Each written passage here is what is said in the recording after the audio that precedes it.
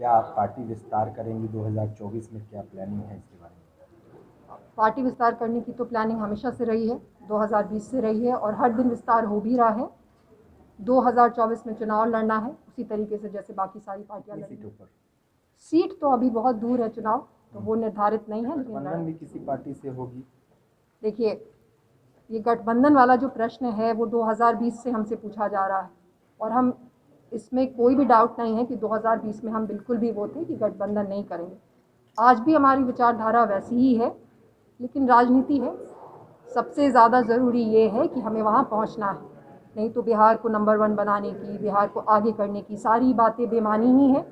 तो आगे क्या होगा ये सबसे पहले आप लोगों को ही लोगों का कहना है, विरोधी दल जो भी हैं उनका कहना है कि प्लूरल्स पार्टी सिर्फ सोशल मीडिया पर वर्क करती है, ज़मीन पर नहीं दिख पाता है कुछ। कौन सी पार्टी ज़मीन पे नज़र आती है? दो बातें हैं जो कि इसमें हम कहेंगे। हम तो किसी पार्टी को ज़मीन पे नहीं देख रहे, पहले से नहीं देख रहे, लेकिन चलिए अब 2020 में आए तो 2020 ही कहते हैं। हम जहाँ भी जाते हैं, जिस भी कस्बे में गए हैं, जिस भी टोले में गए हैं, नेता लोग सिर्फ वोट के वक्त में जाते हैं। बहुत सारे नेता तो पहली बार बाहर से टिकट लेके जाते हैं। तो जहाँ तक ज़मीन पे दिखने वाली बात है, कोई ज़मीन पे नहीं है फर्स्ट ऑफ ऑल। दूसरी बात यह है कि हम बहुत ज़मीन पे घूमे हैं। थर्ड पार्टी वैलिडिटी शायद नहीं मिली है क्योंकि अखबार में छपता नहीं है, लेकिन हम ज़मीन पे हैं, तभी तो इतने सारे लोग जुड़े हैं। अगर ज़मीन पे नहीं है तो फिर सबसे ज़्यादा सीटों पे चुनाव कैसे लड़े? हवा से तो नहीं लड़ लिए होंगे, सिर्फ ज़मीन पे होंगे।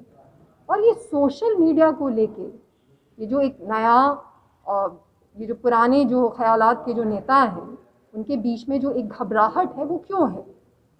सोशल मीडिया जो आज की है, दैट्स द न्यू सोशल।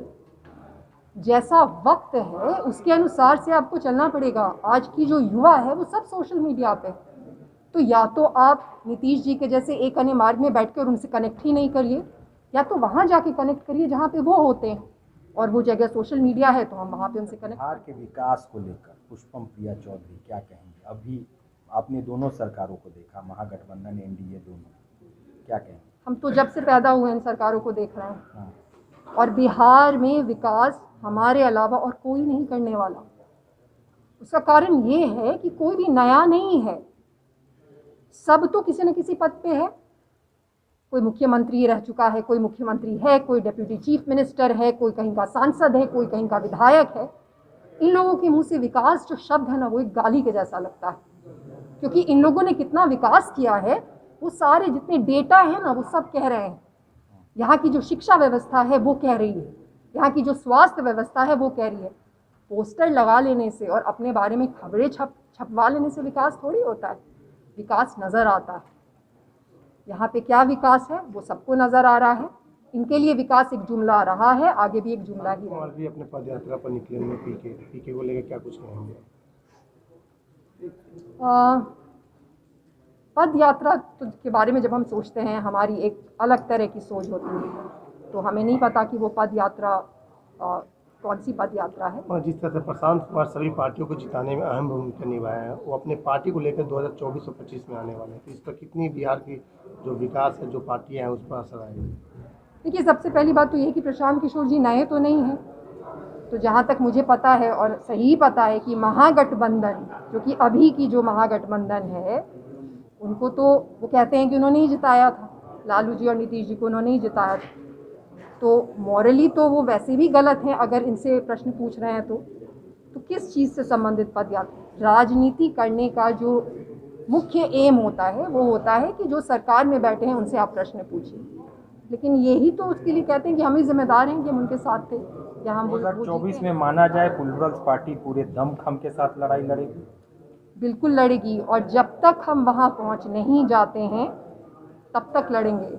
और इस बात को बहुत ही एक दिक्कत है, वो दिक्कत ये है कि इन लोगों को आदत नहीं है कि एक महिला ने कुछ भी कहा है उसको सीरियसली लेने का। तो ऐसा नहीं है, ये लोग बहुत ही सीरियसली ले रहे हैं क्योंकि सभी पार्टियां आज वही कर रहे हैं जो कि हमने किया। आपने अभी नाम भी लिया, हमें तो ऐसी कोई भी चीज़ नहीं दिखी जो कि उन्होंने की है जो कि हमने 2020 में नहीं की थी। हमने भी पद यात्रा की थी, हम तो पूरा गांधी सेतु पुल जो है वो पैदल ही चल के पार किए थे। तो ये सारी चीज़ें जो भी ये कर रहे हैं वो सारी चीज़ें हमने की हैं, लेकिन बिहार को वही आदमी बदल सकता है जो ओरिजिनल है, कॉपी करने वाला व्यक्ति कभी बिहार को बदल नहीं पाएगा। मुजफ्फरपुर में एक मुद्दा है एयरपोर्ट का। 2 बार सांसद रहे हैं बीजेपी के, लेकिन अब तक नहीं बना। आस टूट गई है लोगों की, इस पर क्या राय है? ये सब इस तरीके से डेवलपमेंट नहीं होता। एज अ पॉलिसी मेकर जो कि यहाँ पे आदत नहीं है अगेन राजनीति में पॉलिसी की बातें सुनने की, बट वो मैं बोलूँगी कि हॉलिस्टिक डेवलपमेंट होता है। ऐसे जिस तरीके से आनन फानन में दरभंगा का एयरपोर्ट शुरू करा दिया गया, कुछ तैयार भी नहीं था, फिर भी राजनीति के फ़ायदे के लिए करा दिया, ऐसे नहीं विकास होता है।